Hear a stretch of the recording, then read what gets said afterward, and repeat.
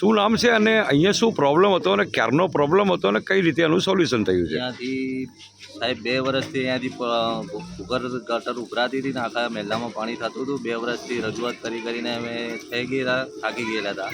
પણ આજે એનું નિકાલ આવી ગયું છે. ચારોય સભ્યો મળીને એનું નિકાલ કરી નાખ્યું છે ને સાઈડમાં બીજી પાઇપલાઇન જોડીને એનું પાણીનું નિકાલ બહાર કરી નાખ્યું છે.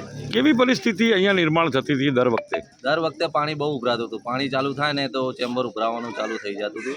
એમાં બધા પરેશાન થઈ જતા. આખા મહેલામાં કીચડ થઈ જતું હતું. એકલી ગંદકી ફેલાતી હતી.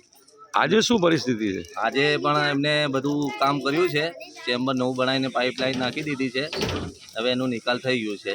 અમે ખૂબ ખૂબ આભાર માંગીએ છીએ ચારેય સભ્યોનું અને ગુલશનબેન ચુનારાને બધા સાથે થઈને સભ્યોએ કામ કરી નાખ્યું છે. અમે ખૂબ આભાર માંગીએ છીએ. શું નામ આપણું? સરફરાજભાઈ.